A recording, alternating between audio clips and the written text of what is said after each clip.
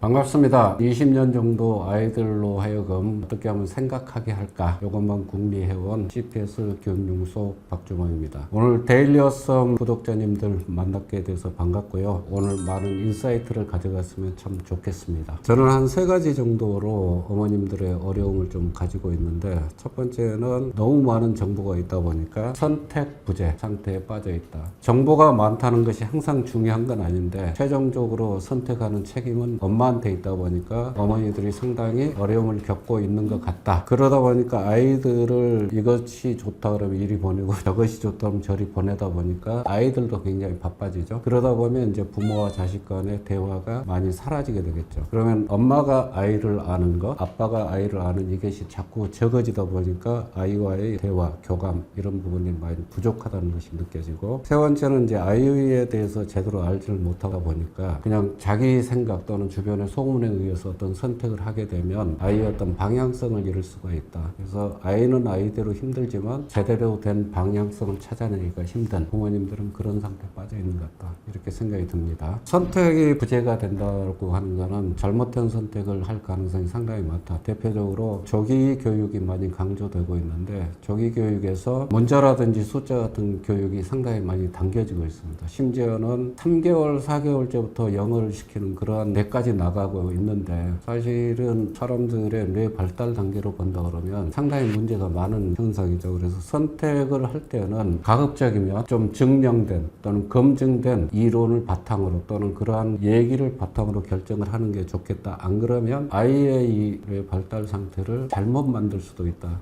이것을 좀 생각했으면 좋겠고, 대화를 하지 않는다는 것은 아이를 모른다는 얘기예요. 부모가 우리 아이는 뭐가 되었으면 좋겠다라고 생각하지만 아이마다 색깔이 다르다는 거죠. 그 색깔에 맞춰서 아이를 파악해 가면서 교육을 선택하는 것이 필요한데, 그게 안 되면 아이는 아이대로 힘들고 엄마는 아빠는 아이가 따라오지 않는다고 힘들고 서로가 갈등이 나오게 되겠죠. 그게 지금 초등학교 아이들의 현상인 것 같고요. 방향을 잃는다는 부분은 사실은 아이로 하여금 학습을 한다고 할 때 무엇에 강조점을 둘 거냐 하는 부분에 방향성이 상실된 것 같아요. 예를 들어서 어떤 양적인 목표 또는 어떤 과목을 해야 된다라고 하는 그런 목표하고 아이가 어떤 방향으로 자기의 태도나 학습 방향을 결정했으면 좋겠다라고 하는 어떤 태도적인 측면, 이 부분을 결정하는 데 상당히 혼란이 많이 있다. 근데 저희가 봤을 때는 전자보다는 아이가 어떻게 컸으면 좋겠다라는 것을 먼저 결정하는 것이 대단히 중요하지 않겠나 생각합니다. 실제적으로 학부모의 말 한마디 이것들이 아이가 어떻게 나의 행동을 할 것인가 하는 것을 결정하는 요소가 돼요. 부모들은 대체적으로 별 생각 없이 얘기하지만 아이들한테 그거 하나하나가 다 자극으로 들어옵니다. 왜? 아이들은 인생 자체가 짧잖아요. 부모 한마디가 그 아이한테는 하나의 방향성을 제시하는 얘기가 되기 때문에 부모들의 어떤 얘기 자체가 아이한테 굉장히 중요한 요소로 작용하고 있습니다. 아이들이 관찰을 해보면 자기 나름대로 잘 해나가는 아이들이 있고 또는 좀 떨어지는 아이들이 있어요. 잘하는 아이들 또는 건강하게 훈련이 된 아이들은 일단 스스로 학습을 한다고 하는 것에 대해 어느 정도 몸에 배 있어요. 그러니까 이거는 모르겠어요 라고 하는 얘기를 쉽게 하지 않는다는 얘기예요. 자기가 할 만큼 해보고 물어본다든지 이렇게 되는 게 있고, 그런 아이들은 자기가 정확하게 무엇을 아는지 무엇을 모르는지를 알겠죠. 스스로 해봤기 때문에. 그래서 다른 사람이 알아들을 수 있도록 좀 얘기를 해달라 그러면 그 얘기를 할 수가 있습니다. 즉 남을 설득할 수 있는 능력이 차이가 많이 난다. 그런 것들을 실제적으로 학습 환경 속에서 나타나고 있다. 세 번째 정도로 제가 생각하는 건 아이들한테 이런 거를 해봅니다. 네가 어떤 문제를 풀었다 그러면 네가 채점을 해봐라. 답지도 안 주고 채점을 하는 건데, 그 방식을 어떻게 하냐면 같이 문제를 풀어요. 그 다음에는 토론을 합니다. 같이. 자, 우리가 이 토론한 과정에서 너는 네가 한 것에 대해서 맞았다고 생각하니 아니면 틀렸다고 생각하니. 이때 대체적으로 잘하는 애들은 자기가 과정이 명확하지 않았더라면 틀렸다고 체크를 해요. 근데 좀 떨어지는 아이들은 답만 맞으면 맞았다고 동그라미를 해요. 그게 자기를 알고 있는 소위 말해서 메타인지라고 그러죠. 그 부분에서 상당히 많이 차이가 납니다. 혼자서 해보는 어떤 습관, 공부 습관이 들어있는 아이들과 그렇지 않은 아이들은 그런 측면에서 많이 차이가 난다 이렇게 생각이 들어요. 하나는 역량이라고 볼 수 있고 또 한 가지는 태도라고 할 수 있어요. 그래서 이거를 일반적으로는 뭐 인지 능력 또는 비인지 능력 이렇게 구분하기도 하는데, 인지 능력 즉 역량에 관한 부분은 우리가 보통 지능의 연장선으로 보는 경우가 많고, 비인지 능력은 태도와 관련돼서 보는 게 많습니다. 그래서 인지 능력의 관점에서 보면은 아이가 뇌를 고르게 활용할 수 있느냐 하는 측면에서 바라보는 것이고, 비인지 관점에서 가장 중요한 거는 과제 집착력입니다. 그러니까 우리가 보통 그릿 뭐 이런 얘기를 많이 하는데, 그릿의 핵심은 끈기예요. 근데 그 역량과 그 태도가 맞물려야지 스스로 공부할 수 있는 힘이 갖춰진다 이렇게 보여져요. 방금 앞에서도 얘기했듯이 자기가 공부를 하는 것이 어느 정도까지 하는 것이 내가 아는 것이고 어느 정도까지 했을 때 내가 모르는 것이다. 이 알고 모르는 것에 판단을 하지 못합니다. 이 차이가. 그런 아이들은 스스로 공부하기 상당히 힘들고요. 두 번째는 어려운 문제를 줬을 때 막혀요. 그러면 막힌 것에 대해서 내가 어떻게 반응하느냐, 이게 태도입니다. 내가 한번 다시 해볼게요. 아니면 모르겠어요 라고 이게 어떻게 나오느냐. 보통 잘하는 애들은 설명을 해줄까 아니면 네가 다시 한번 풀어볼래 이러면 다시 풀어보겠다고 해요. 근데 그게 안 되는 아이들은 안 하려고 그럽니다. 설명해달라고 그래요. 그런 부분이 차이가 있고, 또 한 가지는 뭐냐면 스스로 공부하는 역량이 만들어져 있다는 거는 자기 자신을 정확하게 안다는 얘기고요. 그거는 자기에 대한 자존감도 가지고 있다는 얘기예요. 자존감을 가지고 있다는 것의 가장 중요한 부분은 뭐냐면 남의 얘기를 들을 수 있다는 거예요. 그러니까 보통은 속이 좁다 이렇게 할 때 내 얘기하고 다른 얘기를 하면은 배척을 하잖아요. 그런데 이게 뛰어난 아이들은 그거는 그것대로 받아들이고 나의 것과 비교해서 어느 것이 더 좋은가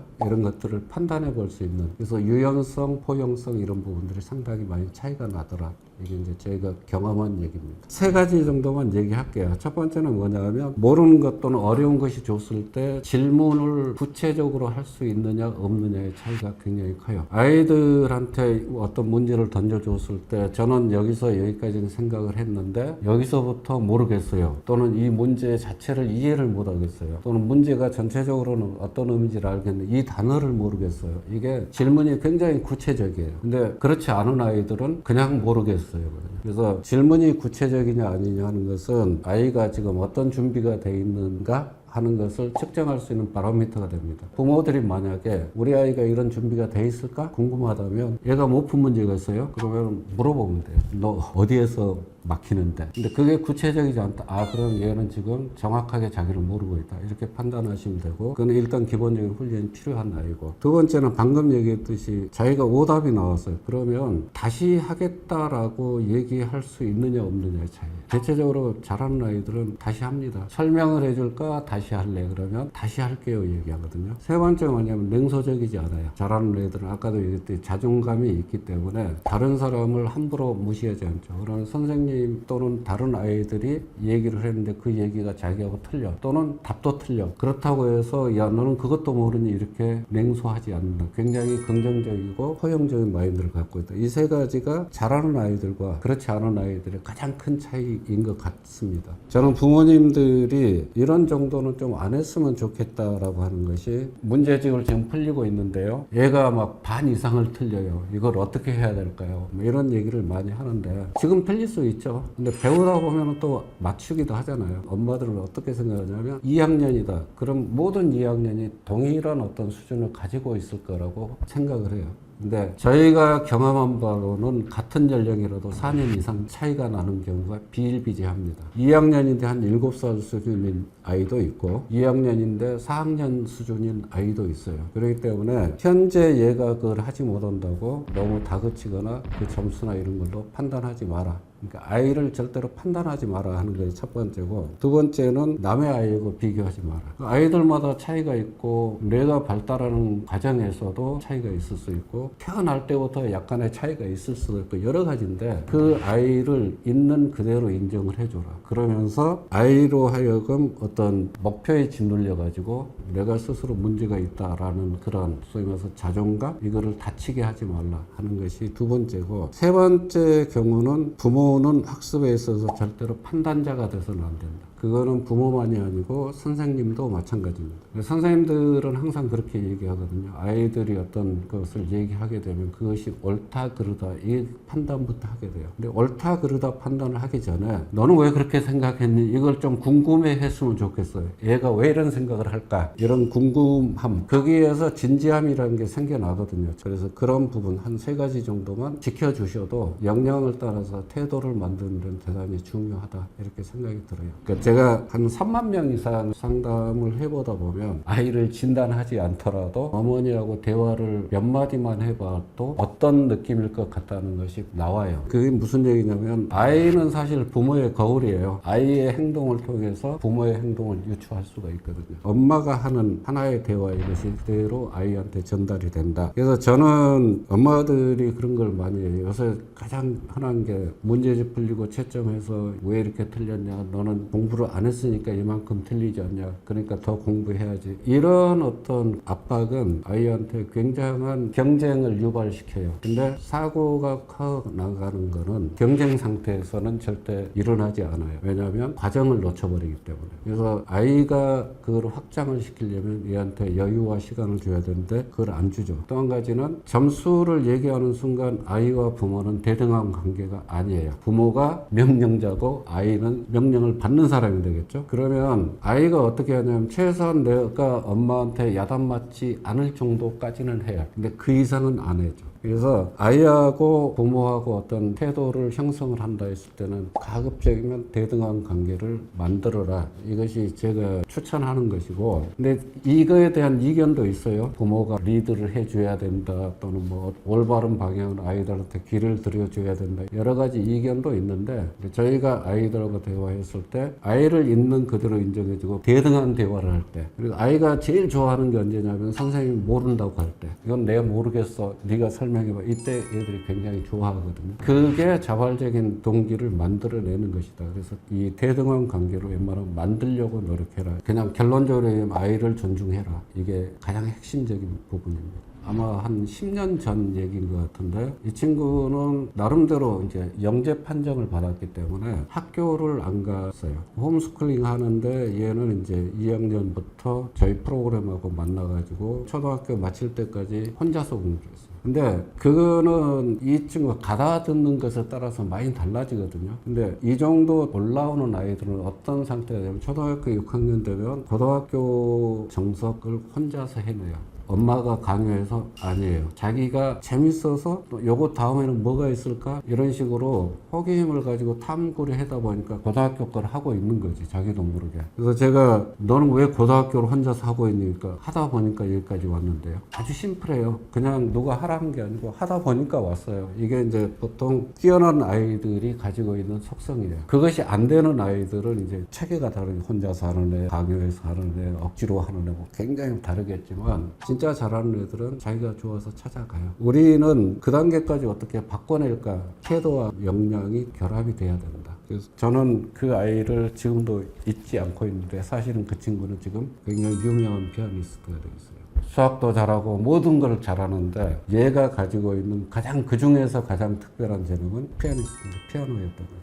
저는 공부머리를 타고나지 않았다고 단정하진 않아요. 실제 학자들이 얘기를 할 때 75% 정도는 유전적인 영향이 있다고 그럽니다. 그리고 한 20에서 25% 정도가 환경이에요. 뭐 가정 환경일 수도 있고 학교 환경일 수도 있고 주변의 교우 환경일 수도 있고, 나머지 한 5% 내외가 교육에 의해서 이제 개선이 된다, 뭐 이런 얘기를 하는데, 그럼 저희가 만약에 어떤 아이들에서 역량 강화를 위한 교육을 시킨다, 결국 뭐 한 5% 남짓 바꿔주는 것에 불과해요. 근데 그것이 그만큼 영향을 주느냐라는 거죠. 어떤 타고난 지능에 대해서는 그 정도밖에 영향을 못 줄지 몰라도 아까 얘기했던 학습은 지능만 가지고 하는 게 아니라는 거죠.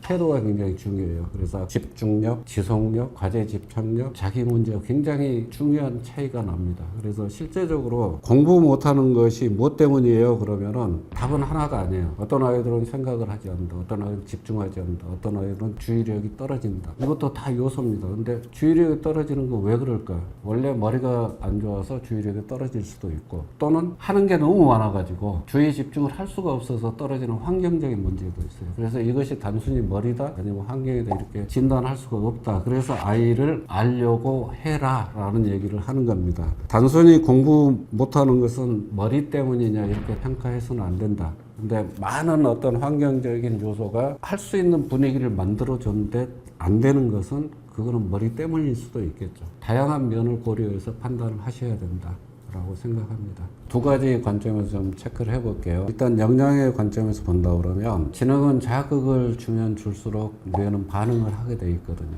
근데 그 자극을 얼마만큼 고르게 균형 있게 갈 수 있도록 만드느냐, 이거는 전문가들이 이제 프로그래밍을 하는 것이고요. 두 번째는 개인마다 차이가 굉장히 큽니다. 어떤 아이들은 굉장히 논리적인 아이도 있고 어떤 아이들은 논리는 거의 떨어지는데 시각적으로 처리하는 이런 부분도 굉장히 뛰어난 아이들이 있어요. 그래서 아이들마다 이 색깔이 다르기 때문에 일단은 아이를 좀 진단해서 파악을 해볼 필요가 있고 그거에 맞는 프로그램이 제공이 돼줘야 된다라는 것이 저희가 생각하는 전문가들이 준비하는 것들이고, 만약에 이제 그런 준비된 자료를 가지고 훈련한다고 했을 때 아이들한테 어떤 태도를 유지하게 할 거냐, 이거는 부모도 생각해야 되고 저희 같은 기관도 생각을 해야 되는데, 첫 번째가 자기 문제화고요, 두 번째가 과제 집착력, 세 번째가 자존감, 긍정 마인드예요. 근데 자기 문제라고 하는 말은 상당히 어렵죠. 잘 못 알아듣거든요. 근데 이 문제는 내가 해결해야 된다, 나의 앞에 닥친 문제는 나 아닌 누군가 대신 해결해 주지는 않는다, 이거를 어려서부터 받아들이는 데 대단히 중요합니다. 그래서 교육에서는 매우 단호한 게 필요해요. 차라리 사랑은 주더라도 이거는 네가 해야 될 것이야 라는 것을 명확하고 분명하게 아이한테 제시를 해줘야 됩니다. 저희 같은 경우는 아이가 틀렸다 그러면 가르쳐 주질 않아요. 다시 한번 네가 해볼 수 있지 않겠니? 그래도 안 되면 생각의 틀을 바꿔줘. 이런 방식으로 생각하는 건 어떨까? 그러다 보면 아이들이 해결합니다. 근데 그것이 사례로 보면 한 달 만에 문제 하나를 해결한 아이가 있어요. 그동안 뭐 다른 문제도 풀겠지만. 근데 그렇게 됐을 때 아이는 다 올라옵니다. 뭐가? 과제 집착력도 올라오고 긍정 마인드도 올라오고 자존감도 커져요. 소위 말해서 확 변한다. 그래서 아이가 신압으로 바뀌는 게 아니고 순식간에 확 바뀐다. 이 부분을 꼭 명심했으면 좋겠어요. 그래서 아이를 판단하지 않고 아이에게 여유를 주고 이렇게 하면서 자기 문제와 과제 집착력, 긍정, 이 부분은 태도적으로 계속 서포트를 해준다 그러면 역량을 교육시키는 교육기관과 더불어서 함께 간다 그러면 뇌가 굉장히 크게 발달할 것이다, 이런 생각입니다. 적절한 시기는 당연히 있다고 보는데 뇌가 어떤 성장하는 시기가 있고 또 뇌는 평생 동안 가소성이 있다고 그럽니다. 그러니까 어떤 자극이 들어오면 뇌는 항상 반응하고 그에 따라 변하게 된다고 하는 건데, 문제는 그것을 제어하는 것들이 사고의 방식, 사고의 습관 이런 거하고 연결이 돼 있어요. 그래서 우리가 보통 사춘기 이렇게 얘기하면 자기 나름대로 어떤 관점이 형성된 시기거든요. 그래서 어떤 자극이 들어와도 스스로 배제해버리는 그런 케이스가 있어요. 근데 사실은 학습 습관이 어느 때부터 시작하면 초등학교 한 3학년 이전에 대부분의 기본적인 습관은 만들어져요. 예를 들어서 이 시기에 어려움은 대신 풀어주고 어려움은 설명해주고 했다 그러면 얘는 당연히 어려운 문제는 내가 푸는 게 아니야 라고 습관이 잡혀버리는 거예요. 그래서 사고를 한다고 그러면 가장 적절한 시기는 저학년 때고요. 그 시기를 놓쳤다 그러면 적어도 초등학교 시기에 하는 것이 제일 좋지 않을까. 어려운 문제를 푸는 것이 사고력을 훈련하는 거다,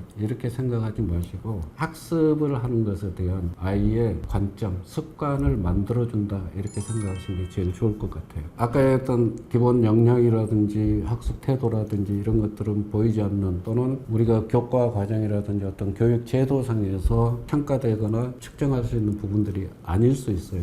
근데 이제 그것이 어떤 제도상의 교육에서 봤을 때는 무엇이 가장 기본적으로 준비돼야 될까, 공부를 한다고 하면 그런 게 필요할 텐데, 저는 두 가지를 봐요. 하나는 사고력이라는 것이고 하나는 문해력.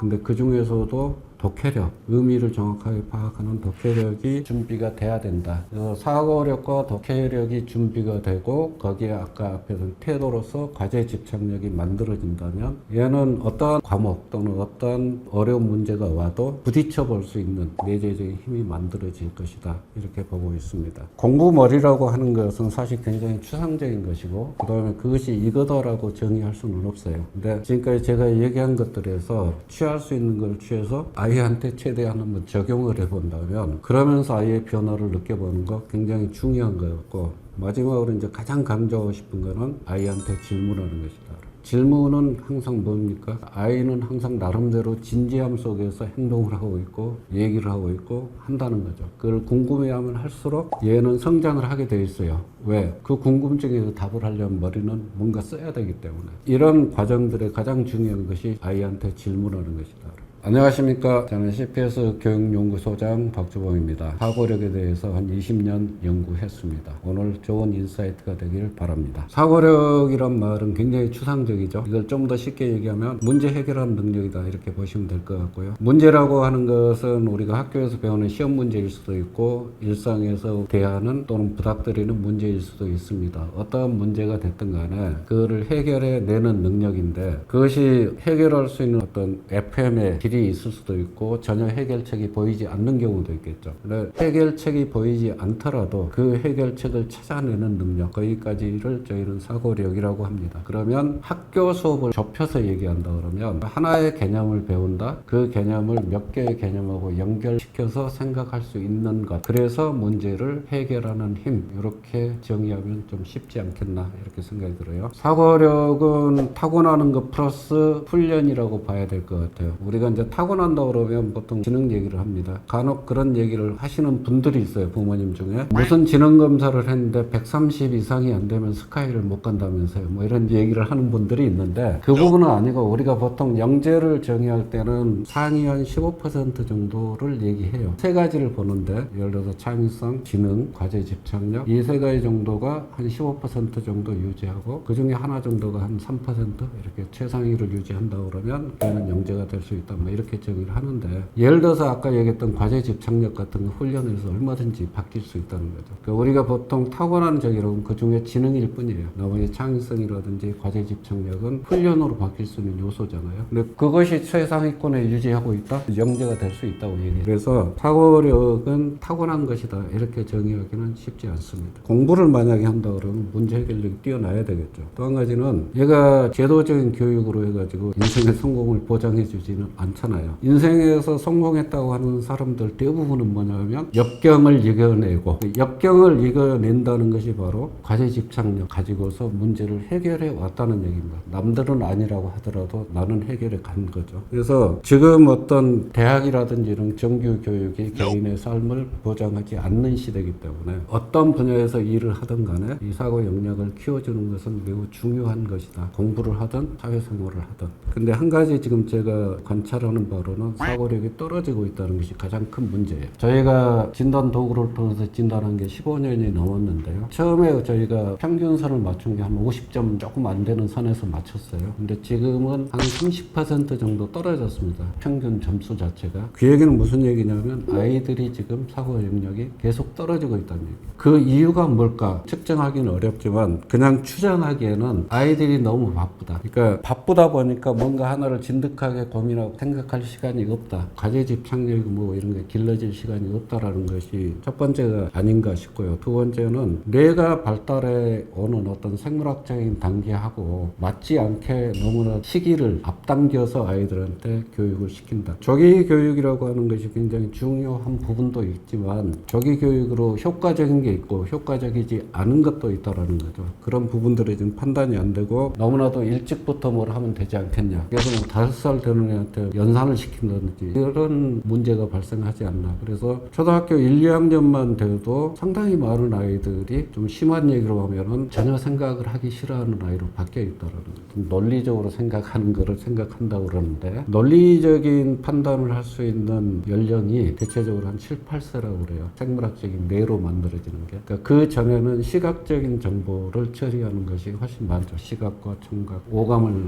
통해서 처리하는 것들이. 근데 그 시간에 방 안에 앉혀놓고 교실 안에 앉혀놓고 계속 뭔가 문제를 풀고 글자를 읽히게 한다. 그게 왜곡이 될 수 있다는 얘기예요. 뇌가 왜곡이 된다는 얘기는 원래 가지고 있던 사고 역량을 떨어뜨린 거 같은 얘기예요. 왜? 원래 가지고 있던 자기 기능을 못하고 엉뚱한 것을 하게 되니까. 그런 부분에 대해서 좀 유념을 해줬으면 좋겠다. 그것이 심각하다고 보고 있어요. 이 부분을 좀 바꿔줄 필요가 있겠다. 사고력 훈련은 꼭 필요하다. 이렇게 봅니다. 저희가 진단해보면 초등학교 1학년인데 4학년 수준의 사고를 하는 애들이 있어요. 그 아이들 엄마한테 물어보면 아무것도 시킨 게 없대요. 아이가 커오는 그 상태로 잡아줬고, 인위적인 학습을 많이 하지 않은 아이들은 상당히 많은 부분 보전이 되는 게 있더라. 물론 이것에 대해서 반론은 많을 테니까 저는 그것을 꼭 옳다고 주장하지는 않겠지만은, 중요한 거는 사고력은 누구나 타고난다, 유전적으로. 근데 그 부분을 후천적으로 망가뜨리는 경우도 굉장히 많다라는 거, 이 부분은 좀 유념을 해야 될 것 같습니다. 가장 심플하게 제가 아이들을 통해서 관찰하는 건 뭐냐면, 생각의 길이가 짧습니다. 소위 말해서 복잡한 문제일수록 생각의 과정이 길 수밖에 없고요. 그 긴 과정을 견뎌낼 수 있느냐 못하느냐, 이 차이예요. 그래서 보통은 문제를 보는 순간 아이들이 판단해, 이건 내가 풀 수 있다 없다. 풀 수 없네, 그럼 풀 수 없어요 라고 하는 것이 사고력이 낮은 애고, 풀 수 있는지 없는지 모르겠지만 일단 한번 풀어볼게요 라고 하는 애가 사고력이 높은 애다. 그러니까 사고력은 아까 문제 해결력이라고 그랬고요. 그거는 앞에서 얘기했던 공부머리에서 역량에 해당되는 부분이에요. 근데 역량만 가지고 공부를 잘하는 것은 아니라고 그랬잖아요. 사고력이 높다라고 하는 역량에 대한 훈련이고, 우리가 역량을 키워주면서 반드시 해줘야 될 것이 태도에 관한 부분이에요. 그러니까 비인지적인 요소라고 할 수 있는데, 회복력, 자기 자신을 자존감을 가지고 긍정하는 마인드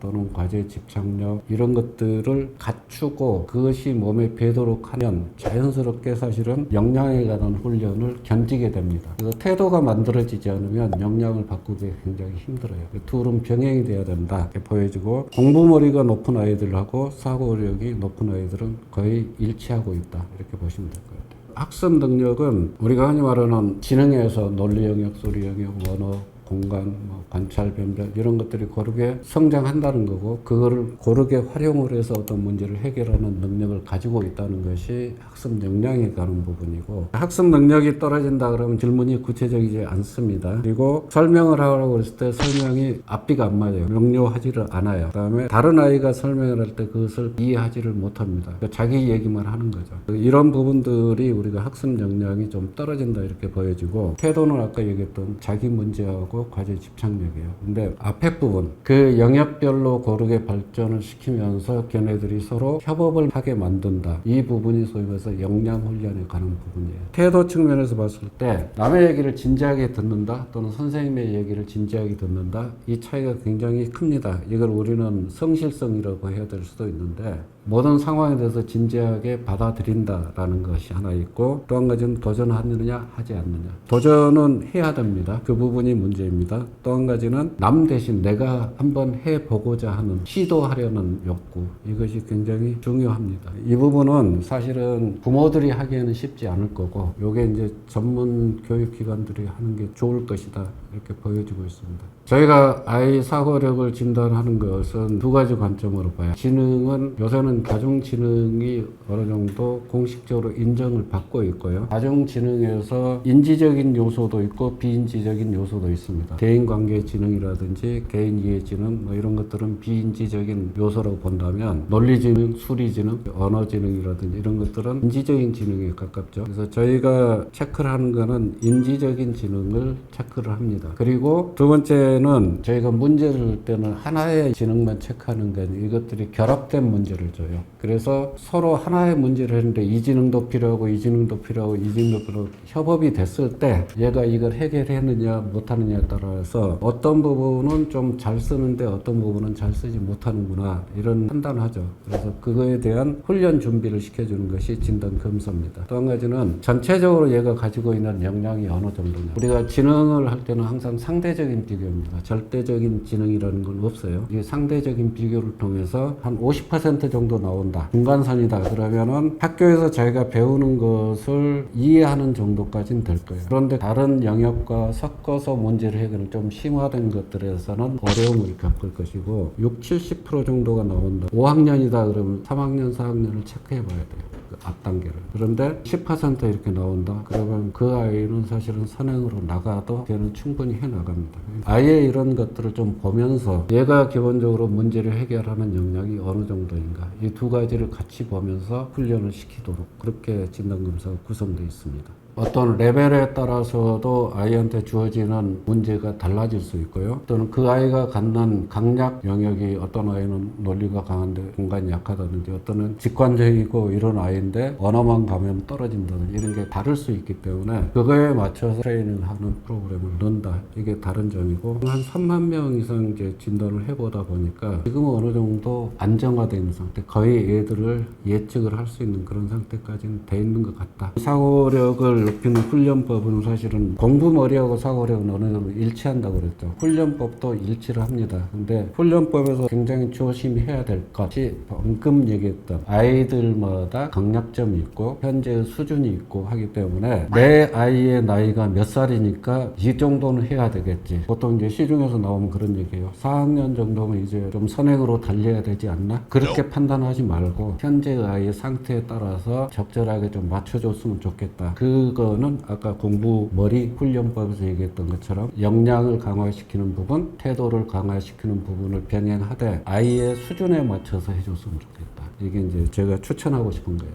사고력을 훈련을 시키려면 아까 개인에 맞춰서 한다 그러는데 그 개인은 사고 영역별로 다르다, 전체적인 수준이 다르다. 그래서 아이에 맞는 교재나 트레이닝 도구가 필요하다. 이것이 역량에 대한 훈련이고요. 태도에 대한 훈련이 필요해요. 과제의 집착력을 키운다든지 자기 문제화를 한다든지 자존감, 긍정 마인드 뭐 이런 건데 이 말이 어렵잖아요. 그럼 자기 문제화라는 게 뭐냐? 아주 단순하게 얘기하면 틀려도 괜찮아, 내가 해보지. 그렇게 하는 애가 있고요. 틀리면 절대 안 돼. 나는 이거는 못 풀어. 이렇게 하는 애가 있다는 거죠. 그 둘에서 전자로 끌어내야 돼요, 아이를. 두 번째, 과제 집착력. 그러면 내가 한 이틀을 생각했는데 못 풀겠어요. 이거 좀 풀어주세요. 이렇게 얘기하는 게 아니고 내가 할 수 있는 데까지는 하되 도저히 여기에서는 안 됩니다 했을 때 구체적으로 질문이 나오잖아요. 그거를 몸에 배도록 하는 게 과제 집착력이에요. 그래서 과제 집착력을 우리가 그릿이라고 하는 데서 얘기할 때는 끈기라고 그래요. 끈기. 근데 그런 두 가지가 필요해요. 하나는 어떤 주제에서 벗어나지 않은 집중력이 필요하고 또 하나는 시간, 지속하는 힘이 필요합니다. 그 두 가지를 갖출 수 있어야 되는데 우리가 보통 이제 몰입이라고 하는 얘기도 많이 쓰죠. 거기는 집중하면서 벗어나지 않도록 시간을 끄는 거예요. 자, 그러면 이때 한 자리에서 한 시간을 끌어야 됩니까? 아니면은 쪼개서 끌 수가 있습니까? 이거잖아요. 우리가 이제 보통 얘기할 때는 자기의 한계치까지 끌어올려라. 그런데도 안 된다. 그럼 스톱해라. 포모도로라고 하는 그 기법 들어보셨죠? 25분 동안 집중하다가 풀어줘라 하는 게 그 내 해결이 안 되면 얘는 계속 똑같은 방향에서 보고자 하는 그것을 벗어나지를 못해요. 그래서 풀어줄 필요가 있어요. 그리고 오늘 안 하고 내일 모레 다시 해도 된다. 근데 그것이 해결이 될 때까지 끊임없이 자기 머릿속에 그걸 가지고 있는 것. 그게 우리가 과제 집착력이라고 그래요.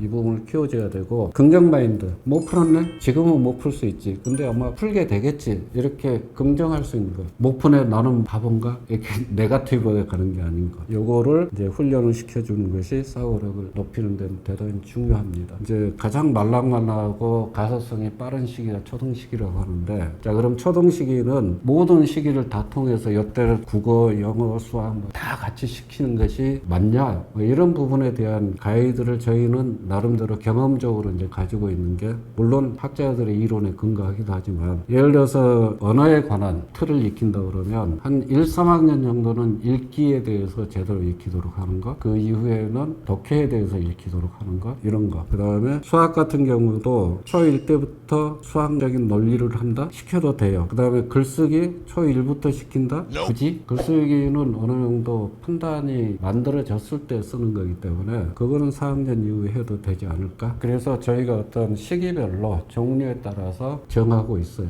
사고력 훈련은 계속해야 되는데 가장 중요한 건 1학년에서 3학년 시기가 학습 태도가 만들어진 가장 결정적인 시기일 수 있다. 그래서 그때는 그런 훈련을 했으면 좋겠다. 이때 사고력 훈련하라니까 전문 기관에 꼭 와야지 되지 않느냐. 그럴 필요가 없다고 그랬죠. 역량은 전문 기관이 어떻게 할 수 있을지 몰라도 태도가 더 중요하다고 그랬죠. 태도는 부모님이 얼마든지 할 수 있다.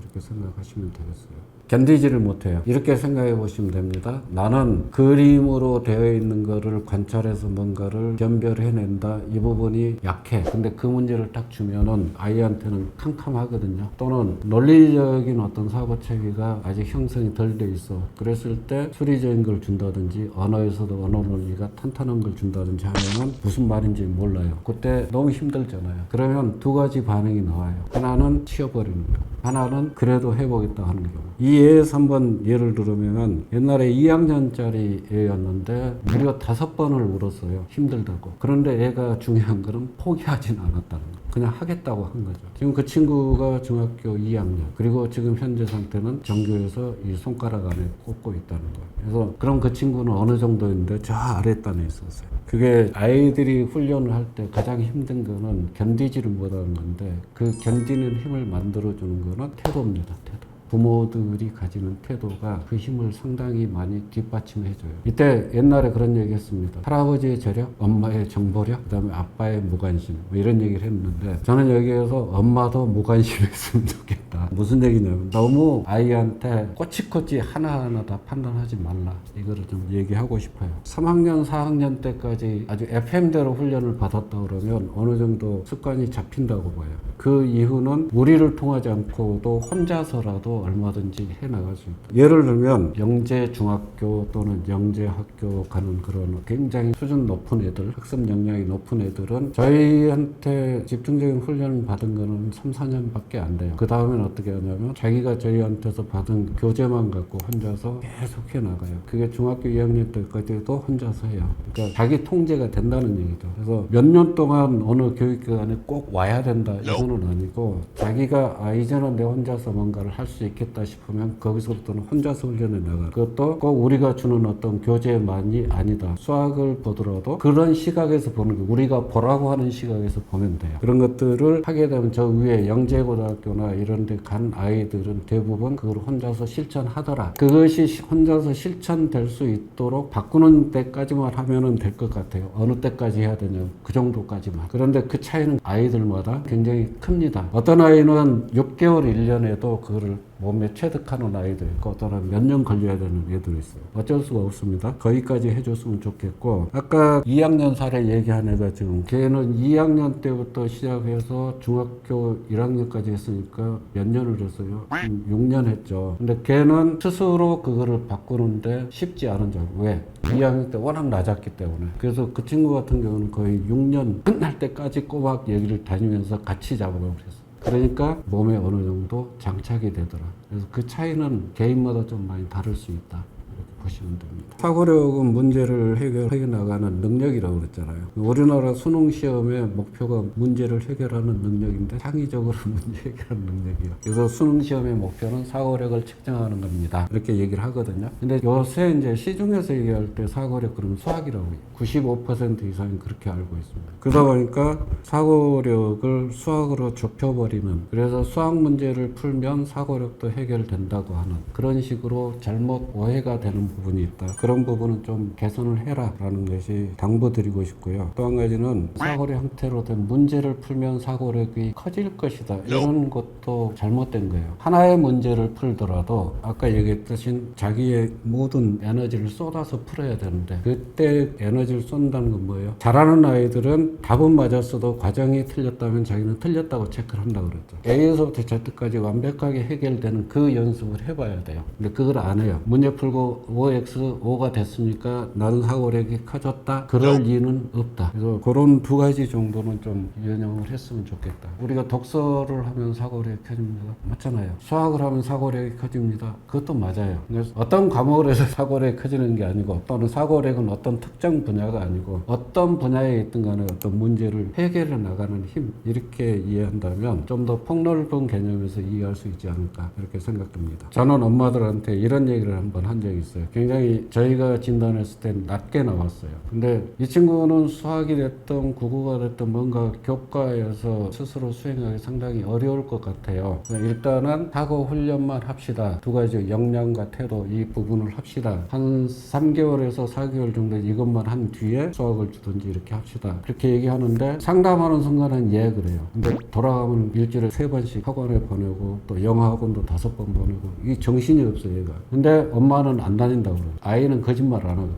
너 왜 이게 지금 너가 해오기로 한 건데 전혀 안 됐네. 왜 그래? 바빠서요. 너 엄마가 아무것도 안 시킨다는데 저 이것도 하고요. 이것도 하고 이것도. 제가 봤을 때 아이들이 시간과 여유를 좀 줘라. 그러니까 사고력은 생각하는 거잖아요. 생각이라는 것이 인스턴트처럼 순간적으로 나오는 게 아니잖아요. 그렇다고 그러면 시간을 줘야지 되는 거죠. 그것도 온전히 자기가 생각에 몰두할 수 있는 그 시간을 줘야 돼요. 그래서 제가 개인이 수업을 진행하겠습니다. 또 혼자 하겠어요 할 때는 약속을 꼭 받아요. 일주일에 온전히 너를 위해서 쓸 수 있는 시간이 2시간은 되냐? 네, 그러면 하자. 이렇게 하거든요. 부모들도 시간 여유 이 부분만 좀 생각해 주셨으면 좋겠습니다. 반갑습니다. 데일리 어썸 구독자 여러분. 저는 사고력 연구만 한 20년 해온 GPS 교육연구소장 박주봉입니다. 우리가 문해력을 하면은 3단계 정도로 구분을 할 수가 있을 것 같아요. 하나는 문맹에서 탈출해서 의미를 읽을 수 있는 단계. 두 번째는 그 의미의 이면, 속뜻,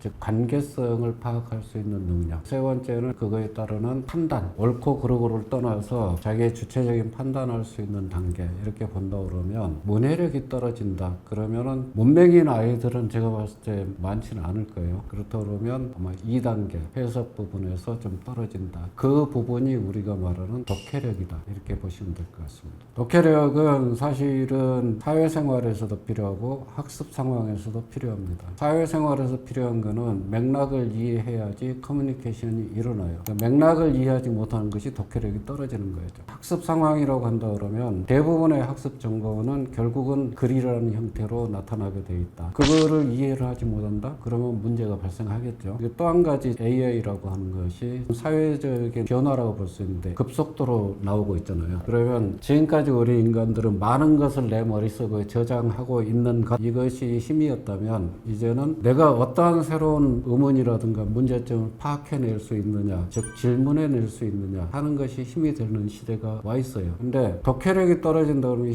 독해력을 우리가 흔히 말하는 글로 된 것만 읽는다. 당연히 글로 된 것만 읽겠지만 말로 된 거 이제는 미디어 자체가 이미 다양해졌어요. 그래서 단순히 리딩이 아니고 리터러시라고 하는 확장된 개념을 자꾸 얘기하는 이유가 비디오를 통해서도 정보가 들어오고 지금 데일리 어썸만 해도 정보예요. 근데 글자가 아니잖아요. 그래서 그러한 부분에서 끄집어내서 어떤 질문, 의문점, 문제점들을 파악해내야 되잖아요. 그 능력이 중요한 시대이기 때문에 독해력은 갈수록 중요해질 수밖에 없지 않겠나 보여지고 마지막으로 AI가 어떤 답변을 줬다고 했을 때도 그 답변 준 걸 이해하지 못한다? 그것도 문제가 있죠. 그래서 갈수록 이 시대에서는 독해력이 중요해질 거다. 그것이 지금 현재 문해력이 중요한 시대입니다라고 얘기하는 이유가 아닐까. 그 문해력 중에서 저희는 좀 더 좁혀서 학습에 포커스를 둔다면 독해력에 좀 더 초점을 두고 있다. 그렇게 이해를 하시면 될 것 같습니다. 지금 상당히 심각합니다. 뭐가 문제냐면 아까 얘기했던 해독 단계 있죠. 1단계. 제대로 읽지를 못하는 아이들이 굉장히 많습니다. 그러니까 한국말인데 읽지를 못해요. 발음을 제대로 못한다는 거. 그렇게 되면은 당연히 다른 사람이 얘기했을 때도 제대로 이해를 못할 가능성이 상당히 높죠. 그것이 아마 문제가 되는 것 같아요. 그게 안 된다 그러면 그 다음 단계, 독해 단계. 독해 단계라고 하는 거는 사실은 굉장한 훈련이 필요한데 그 부분이 지금 굉장히 왜곡돼서 교육되고 있는 부분도 있는 것 같다. 제가 구체적으로 지적하기는 뭐하지만 좀 더 올바른 방향을 탐구해 볼 필요는 있다. 이렇게 생각이 듭니다. 일단 독해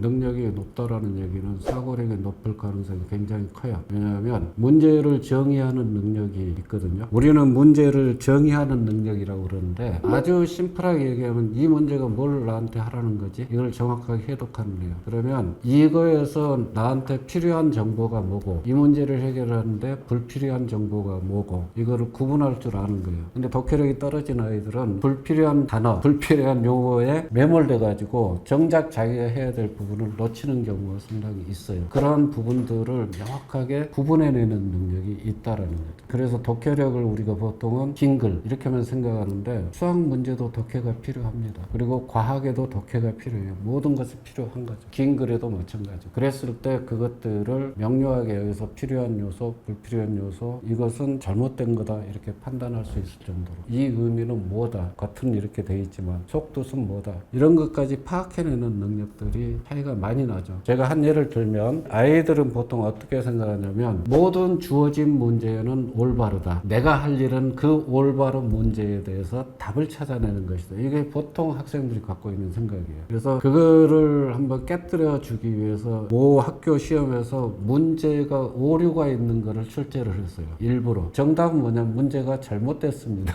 답을 찾는 게 아니고. 그런데 그 문제가 잘못됐다라고 하는 것을 발견한 아이가 극히 소수라는 거죠. 우리가 독해력이 뛰어나다라는 얘기는 그것까지 찾아낼 수 있는 눈을 갖고 있다는 얘기죠. 그래서 독해력이 뛰어난 아이들은 그 글을 읽으면서 바로 모든 것을 그대로 수용하는 게 아니고 읽으면서 비판적으로 수용할 능력이 있다는 것. 그것이 가장 큰 차이가 아닐까. 저희가 일부러 좀 진단 검사를 만들었어요. 강약점을 좀 체크하는 것으로 좀 만든 게 있는데 독해라고 하는 부분은 국어 시간에 배우고 있거든요. 저희가 정리한 건 17가지 정도 관점에서 글을 보는 연습을 하면 독해 훈련은 굉장히 될 것 같다. 그랬을 때 그 부분을 저희가 체크를 하는 거. 하나의 글을 읽을 때 17가지 관점이 있지 않겠습니까? 그걸 각각에 들어가 있어 체크를 해요. 그래서 이 아이가 어떤 부분이 좀 약하다, 어떤 부분이 좀 강하다, 그럼 뭐를 좀 트레이닝을 시켜줘야 되겠다, 이런 부분을 진단하는 건 있습니다. 근데 지금 저희가 봤을 때는 90점 정도가 나오면 매우 우수한 상태, 그리고 80점 정도가 나오면 자기 수준에서는 충분히 이해를 하고 있는 그 상태로 보고 있고요. 70점대가 나오면은 내 거를 겨우 이해하는 평균선, 일반적인 아이들의 선이라고 보면 될 것 같아요. 그래서 아마 80점 이상이 나왔다 그러면 자기보다 높은 5학년을 예로 들면 6학년, 중학교 1학년 해도 이해할 가능성이 높은 애. 근데 한 70점대다 그러면 한 5학년 수준 걸 하는 게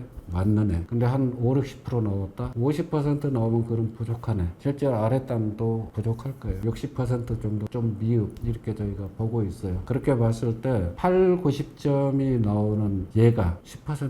그 얘기는 무슨 얘기냐면 대부분은 중간선 아니면 그 아래에 있다는 거예요. 그래서 아마 지금 문해력이 문제다 이렇게 얘기하는 것이 그냥 단순히 추상적으로 그런 것 같아 하는 그렇게 얘기하는 게 아니고 나름대로 일단 근거를 가지고 얘기하고 있을 거다. 저는 독해력을 높이는 것을 어떤 학원에 가서 해라 그렇게 추천하는 건 아니에요. 일단 첫 번째 집에서 할 수 있는 데만큼 해라라는 거죠. 근데 집에서 할 수 있는 가장 좋은 도구가 뭐냐 하면 국어 교과서입니다. 국어 교과서의 지문을 읽으라는 게 아니고요. 국어 교과서를 보면 각 단원별로 목표가 있어요. 이 단원에서는 이거를 배울 겁니다. 이 단원에서는 이거를 배울 겁니다. 그 목표를 잘 읽어보고 그거를 글을 읽을 때 아이한테 자꾸 적용해 보도록 그렇게 해주면 저는 베스트라고 봐요. 그러니까 우리가 국어를 배우는 이유는 결국 해석하고 판단할 수 있는 능력을 배우기 위해서 국어를 가르치는 거잖아요. 그 가르치는 게 대개 한 4학년 이후부터 가르칩니다. 그 전 단계는 읽기 수준을 가르쳐요. 아까 문맹 터치 단계. 그 다음에 독해 단계 넘어와서 교과서에서 훈련을 다 합니다. 그래서 그거에 따라서 해줬으면 좋겠다라는 거고, 그것이 뭐 교과서를 이렇게 다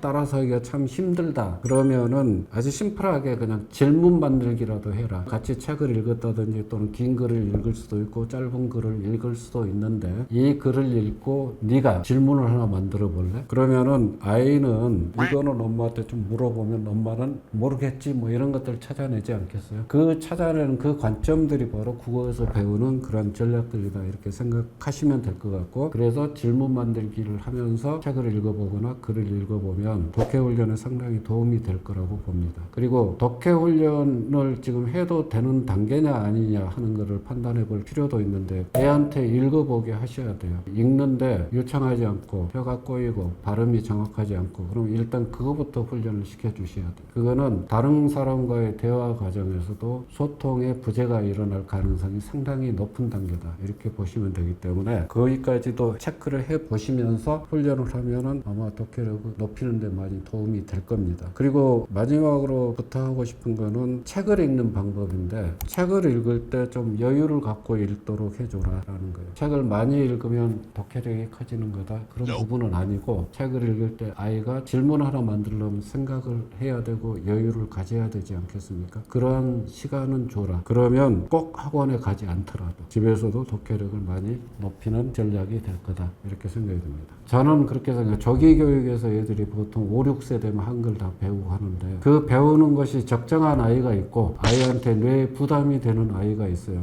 그래서 아이에 따라서 다를 수 있다라고 얘기했듯이 일반적으로는 초등학교 1학년이면 이 정도 수준 돼야 될 거다. 그거는 정해지질 않았어요. 근데 분명한 사실은 뭐냐면 1학년이든 2학년이든 읽는 것에 대해서는 명확하게 익혀야 된다. 왜? 우리가 말을 하고 듣는 거는 자연적으로 익혀져요. 내가 그 언어 환경 안에 들어있으면. 그렇지만 문자라고 하는 거는 후천적으로 반드시 교육을 받아야 되는 거고 그거를 어떻게 발음해야 되고 어떻게 읽어야 되고 하는 것들은 다 후천적인 상황들이다. 그래서 그거를 일단 초3 이전에는 좀 마무리하고 그리고 초4 이후부터 독해, 즉 속뜻을 파악해 나가는 단계로 나아가면 가장 적절하지 않을까 이렇게 생각합니다. 어른들도 독해 훈련을 받으면 독해력은 개선이 됩니다. 인간은 늙어 죽을 때까지 훈련을 통해서 개선이 될 수 있기 때문에 어른도 개선해야 됩니다. 제가 봤을 때는 문제가 부모들이 독해 능력에 문제가 있어요. 그러면 그것이 누구한테 가냐면 아이한테 갑니다. 그래서 어른도 사실은 독해력을 키워야 되는데 어른이 독해력을 키우는 가장 좋은 방법은 책을 많이 읽는 거예요. 왜냐하면 그 어른들은 이미 초등, 중등, 고등 하면서 국어에 대한 여러 가지 읽기 전략들을 익혀왔기 때문에 자기가 실전에 적용해보는 거고 이 아랫단 애들은 그런 읽기 전략을 충실히 이행하도록 하는 게 좋겠습니다. 첫 번째는 읽기가 안 된다. 발음들이 너무나도 제각각이다라는 것이고 또 한 가지는 읽으면서 생각을 하지 않는다.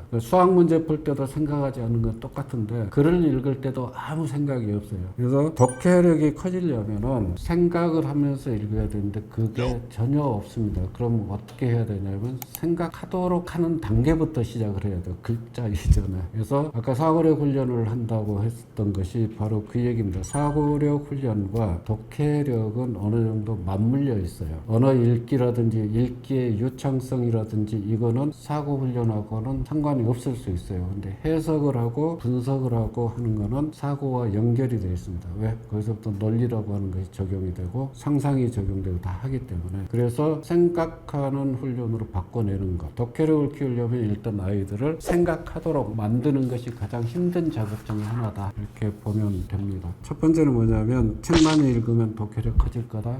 문해력이 커질 거다. 이렇게 오해하는 것. 아이들한테 억지로 책을 읽히는 그런 강제성 아이가 책을 정말 싫어하게 만드는 요인이 될 수 있다. 이런 오해는 안 했으면 좋겠고 또 하나는 짧은 글은 독해가 아니다라고 하는 굉장히 잘못된 선입견들이 있어요. 그러면 수학 문제 같은 거 예를 들면 2줄짜리 문제도 있고 3줄짜리 문제도 있거든요. 그것도 문장으로 되어 있기 때문에 해석을 해야 됩니다. 그래서 독해라고 하는 것은 문장의 길고 짧음의 문제가 아니에요. 문장으로 구성된 것에 대해서 해석을 하고 분석할 수 있느냐라는 것이 중요한 겁니다. 그래서 글의 길이 가지고 독해력이 된다 안 된다 이런 판단은 안 했으면 좋겠다. 그러다 보니까 자꾸 긴 책을 무리하게 읽게 되고 하는 것이다. 사실은 책을 읽기 싫으면 이유가 여러 가지일 거예요. 어휘가 지금 들어오질 않기 때문에 읽어도 뭔 말인지 없으니까 재미가 없겠죠. 그럼 재미없으면 책 안 읽겠죠. 그럴 경우에는 꼭 책만 가지고 할 게 아니고 같이 걸어가면서도 간판 하나 가지고도 얘기할 수 있잖아요. 거기에 떠 있는 단어 하나 가지고도 얘기해 볼 수 있잖아요. 그런 것이 다 독해의 어떤 시작이고 훈련의 방법 시작이다라는 거죠. 그래서 긴 글 읽어야지 독해력이 커진다. 이런 오해는 좀 안 했으면 좋겠다라는 거고, 마지막으로 이제 독해나 문해력이 중요합니다라고 얘기하니까 또 수능에서도 국어가 굉장히 중요한 역할을 합니다라고 하니까 독해 문제집을 열심히 또 푸는 케이스들이 있어요. 독해 문제집을 풀 때 그것이 전혀 도움이 안 되는 것은 아니겠지만 아까 얘기했듯이 읽는 것에 대해서는 굉장히 다양한 전략들, 즉 프레임들이 있다라는 겁니다. 그것을 고르게 다 반영해 놓은 문제집들은 거의 없어요. 그러면 한쪽으로 왜곡되거나 쏠리게 될 수도 있다. 그래서 독해 문제집을 풀었다고 해서 독해가 커질 것이다. 이런 오해는 좀 안 했으면 좋겠다.